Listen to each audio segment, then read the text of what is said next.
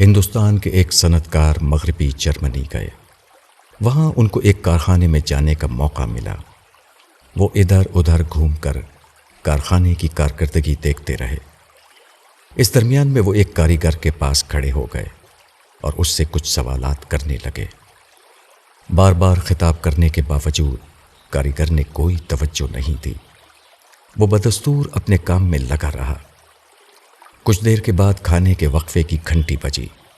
اب کاریگر اپنی مشینوں سے اٹھ کر کھانے کے ہال کی طرف جانے لگے۔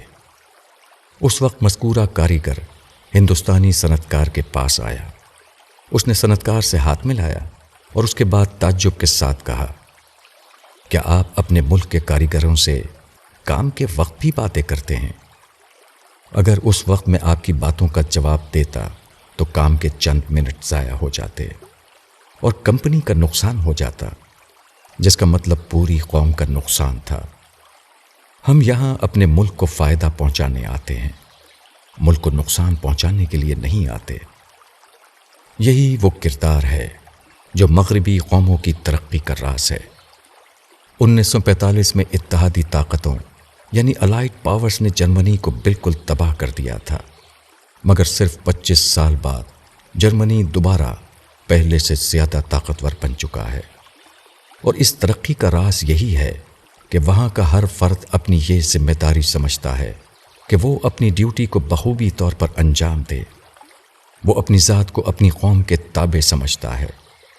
ہر آدمی اپنی ذات کی تکمیل میں لگا ہوا ہے، مگر قومی مفاد کی قیمت پر نہیں، بلکہ ذاتی جد و جہد کی قیمت پر۔ جہاں ذات اور قوم کے مفاد میں ٹکراؤ ہو، وہاں وہ قوم کے مفاد کو ترجیح دیتا ہے اور اپنی ذاتی خواہش کو دبا لیتا ہے۔ قوم کی حالت کا انحصار ہمیشہ فرد کی حالت پر ہوتا ہے۔ فرد کے بننے سے قوم بنتی ہے اور فرد کے بگڑنے سے قوم بگڑ جاتی ہے۔ قوم کا معاملہ وہی ہے جو مشین کا معاملہ ہوتا ہے۔ مشین اسی وقت صحیح کام کرتی ہے جبکہ اس کے پرزے صحیح ہوں۔ اسی طرح قوم اس وقت درست رہتی ہے جبکہ اس کے افراد اپنی جگہ پر درست کام کر رہے ہوں۔ مشین بنانا یہ ہے کہ پرزے بنائے جائیں، اسی طرح قوم بنانا یہ ہے کہ افراد بنائے جائیں۔